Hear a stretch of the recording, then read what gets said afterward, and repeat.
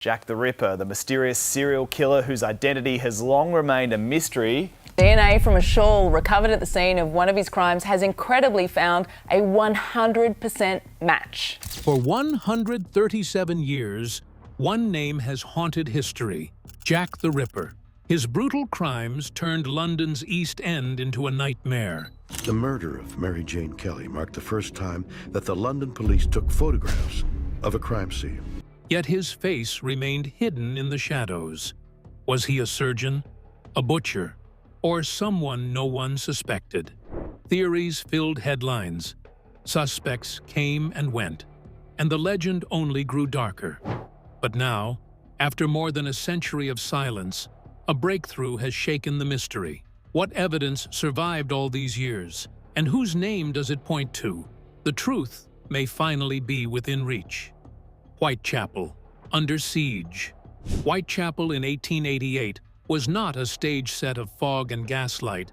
It was a living pressure cooker. Workhouses overflowed, lodging houses sold sleep by the night, and alleys twisted like threads pulled too tight. The poor lined up for bread as factories emptied their shifts into streets where drink was cheap and choices were fewer. Street lamps sputtered, not enough to push back the dark, and police patrols paced long beats that left wide pockets of time unguarded. Languages tangled at corner markets: English, Yiddish, Polish, while men bargained for day labor and women stretched coins until they snapped. Landlords counted rent at the door. If you missed it, you slept rough. Disease moved faster than doctors, and shame kept many silent. In that crush, predators needed no disguise. They only needed minutes. Whitechapel gave them minutes again and again. The newspapers fed the anxiety, and the anxiety fed the newspapers. Sensation sold, so headlines grew louder than facts, turning whispers into warnings and warnings into shouts. Letters appeared, some likely hoaxes, but the name they carried stuck like tar. Once the city could label its fear, it could market it. Yet behind that noise were real streets with real patterns. Courts that opened into alleys, alleys that bent into narrow passages, passages that spat you out near pubs, yards, or stable mews. A man who learned those paths did not need speed, as he needed certainty about when and where to vanish. The victims moved through the same maze, weighed down by rent, illness, and the slow burn of long days. Their lives were public because poverty is public. They would see who had little fare, who had argued with the landlord, and who walked home alone after the pubs closed. Such visibility was not safety. It was exposure. The fog of the city's mechanisms added some of its own. Jurisdictions split responsibility. Charities partially mitigated hunger without eliminating it, and the law pursued rumors while order was reckoned in the speed with which the street cleaned itself by dawn. Fear did not step onto the ledger with Jack the Ripper. Fear had always been on it. But with it came specificity, acts carried out quickly and tightly in a way that the hand behind them had known better than to let the city know. This newfound cruelty was not cruel simply because violence was new, but was strikingly staged against the blind spots of the city, turning the blind spots into weapons. The awe of the slayings was primarily because they needed so little noise to thrive. A narrow window of darkness, a corner just out of sight, a 2-minute too far away patrol. Whitechapel explained the slayer. It didn't hide him. The crime was outshouted by the voices of the victims because poverty pinned the map. Crowds made faces forgettable, and witnesses were not present. So, it did not summon terror but failed to deny it. And in that failure, it created a legend that still sells tours and theories. To understand the name, one first needs to understand the place. The machine produced chances for a certain kind of man, and he learned how to collect them as if he were renting. The stage is set. Now meet the 5 lives whose paths through these same streets became the clearest warnings the city refused to hear. 5 lives, 5 warnings. The name Jack the Ripper overshadows 5 women whose lives tell us more about the case than any rumor or theory ever could. Mary Ann Nichols, the first, was 43 and worn down by hardship. Widowed, struggling with alcoholism, and moving between workhouses and the street, she tried to scrape together enough for a night's lodging. On August 31st, 1888, her body was found in Bucks Row, now Durward Street. What shocked those who saw her was not only the violence, but the precision. It was as if someone had planned for speed and left behind a signature only professionals recognized. Nichols's death was not the start of fear in Whitechapel, but it was the start of a pattern that would not let go. A little over a week later, Annie Chapman's story ended in the backyard of Hanbury Street. At 47, she too lived in a lodging house, surviving on occasional work and slipping into poverty after losing her husband. Her death was more gruesome than Nichols's, her body marked by deeper mutilation. Surgeons noted anatomical skill in the cuts, and whispers of a trained hand began to circulate. The notion that the slayer knew more than the average street criminal raised alarm and set the press ablaze. Annie's slaying pushed the mystery into a new register. This was no random act of cruelty, but something colder, something calculated. Then came September 30th, the double event. Elizabeth Stride, popularly known as Long Liz, was the first victim discovered. A woman of Swedish extraction in her 40s, she had led an indifferent lifestyle dictated by poverty and instability. Stride bore fewer wounds, which led many to speculate that the slayer might have been interrupted mid-act. A little less than 1 hour later, another woman, Catherine Eddowes, a lady well used to the sore trials of life, was slain in Mitre Square. Her slaying was savage in completeness, with acts of butchery that very much put at horror even the most callous of investigators. Close in both time and distance, the two deaths pointed toward an adaptive predator. If thwarted once, he shifted location and proceeded to complete his dark intentions. Mary Jane Kelly, then aged 25 and the youngest in the group, had her own personal room at Dorset Street. On November 9th, she was slain right in her home with time on the slayer's hands. The scene left behind was so horrific that it silenced even some of the more reckless reporters. The slaying of Kelly served as a demonstration of what the Ripper could do when left alone, and it also heralded the close of the canonical series. After this, the slayings ceased, or no further slayings bore the same hallmarks. These 5 lives make up 5 warnings, each woman poor, each isolated, each visible enough to be chosen and disposable enough to be ignored by society until it was too late. Their deaths reveal more than the hand of one man. They reveal the structures that left them vulnerable. The slayer required opportunity, and opportunity was everywhere in Whitechapel. He needed time, and time was granted by systems that failed the women daily.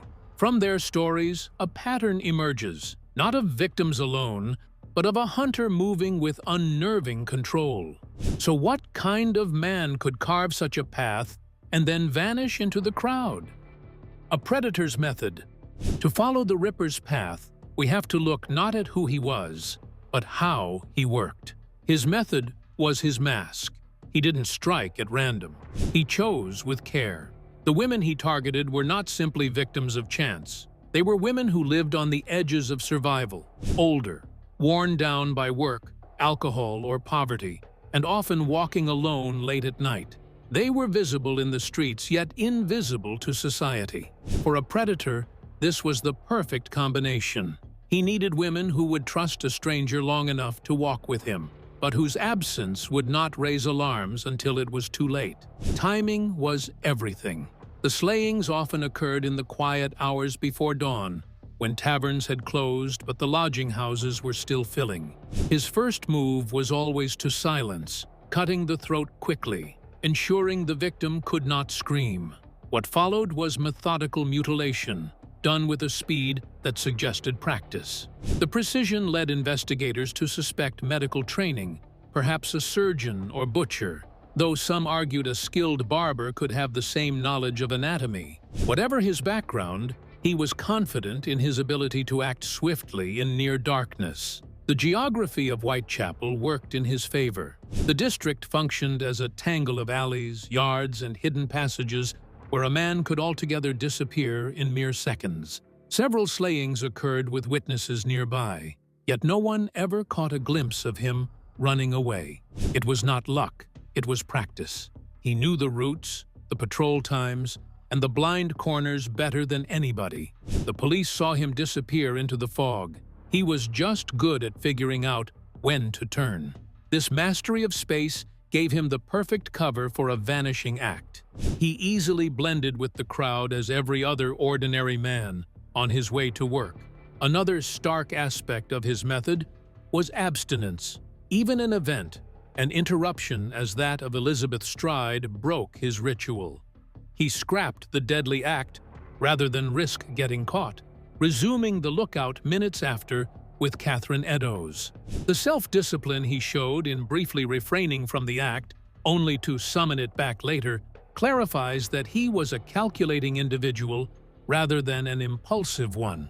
His timing of weekends and month-ends even would reflect a kind of routine, as if he worked on a sort of schedule liberating himself at limited periods to act. Not really rage explosions, his slayings were dreadfully kept appointments. Mary Jane Kelly's slaying showed what he could do with time. Behind a locked door, indoors, he unleashed violence far beyond the earlier slayings, savaging at leisure rather than in haste. It spoke of his true desire to slay, but rather to dominate and blasphemize, thereby leaving a message in blood and silence. The method seems clear. So why did the law, with all its manpower and urgency, fail to corner him? The answer lies in the chase itself and the mistakes that kept the phantom alive. Chasing a phantom. From the first slaying, the hunt for Jack the Ripper was a battle fought in the dark, against time, fear, and the strict limits of 19th century policing. The officers on the case were not lazy or indifferent. They were bound by the tools and systems of their age. Crime scenes were chaotic. Crowds gathered before cordons could be established. Reporters rushed in with notebooks, and curious locals touched or moved evidence. Photographs were taken, but rarely in a systematic fashion, and medical examinations were crude by modern standards. Without fingerprints, blood typing, or DNA analysis, investigators leaned heavily on witness statements, many of which were inconsistent, vague, or influenced by alcohol. It was a puzzle built of pieces that never quite fit together. Jurisdiction added another obstacle. Some slayings occurred within the Metropolitan Police boundary, while others fell under the City of London Police. Each force had its own hierarchy, its own methods, and at times, its own preferred theories. Instead of seamless cooperation, rivalries and miscommunication slowed the process. Critical leads were diluted or delayed. What should have been a united front became a patchwork of competing reports. The Ripper did not need brilliance or supernatural cunning to escape. He only needed those cracks in the system, gaps wide enough for a careful man to slip through. Meanwhile, the flood of letters distracted more than it clarified. The infamous "Dear Boss" letter, signed Jack the Ripper, gave the slayer his enduring name.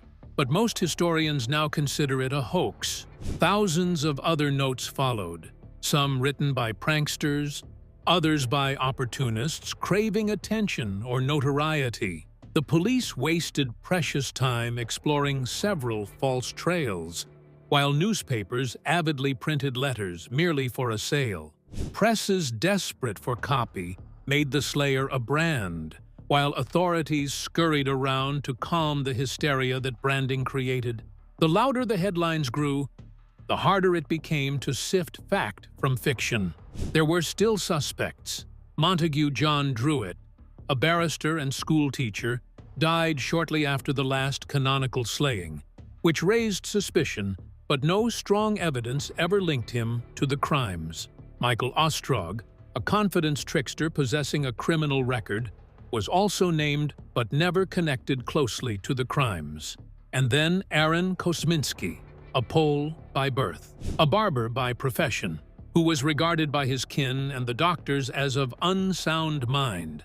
By the early 1890s, he had been locked away in an asylum on account of his bad behavior, with his health steadily declining. His name was included in police memoranda as a serious suspect. However, without the evidence of forensics, detectives might only suspect him, and the public never got to know any details. It is what Inspector Frederick Aberline and his colleagues find to prevent. Besides being loaded with public fear and political pressure, each arrest becomes headline news, each failure overblown. And then, after a silence period following the death of Mary Jane Kelly, there is no slaying but silence. There was no trial and hence no confession or closure, only a phantom who survives as a legend more weighty than in years past. The end of the chase was not triumph, but exhaustion. The files were dusted, theories multiplied, and the slayer became more ghost than man. But history is one to keep secrets in trust from science until it learns how to ask new questions about. And one artifact would eventually whisper answers the last century had not been able to. For over a century, the trail lay cold until a forgotten relic and the rise of forensic DNA promised to whisper the name the law could never speak. The DNA reckoning.